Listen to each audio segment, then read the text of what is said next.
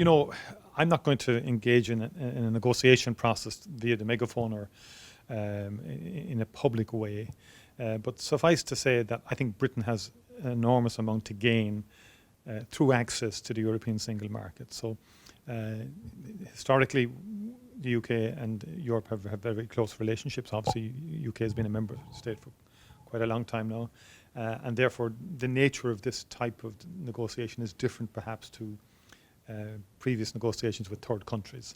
And I think, to be fair to the European side, they've taken that into account, because essentially Britain's been offered zero tariff, zero quota access to the single market. And to me, a good deal is there to be done if you look at the big picture in terms of jobs and protection of the economy and access to a huge market.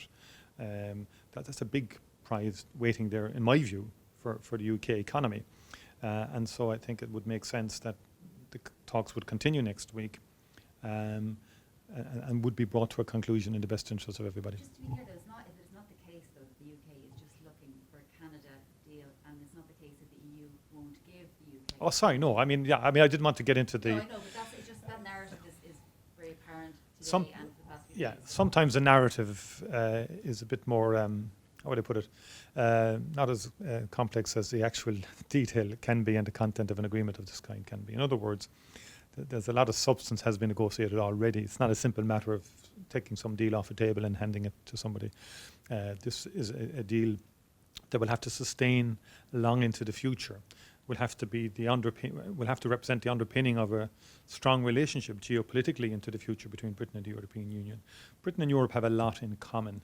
And I think there's a desire on all sides, and I picked this up yesterday from member states, that there's a desire for a constructive, close relationship with the United Kingdom. That's what I picked up from the meeting last evening, notwithstanding issues about Brexit and all of that, and how there's been challenges in the negotiations themselves.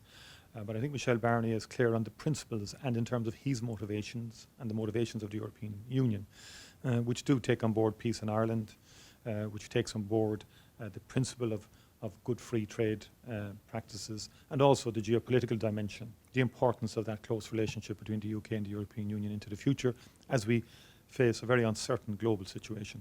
Michel, do you think if the EU wants to avoid fisheries being left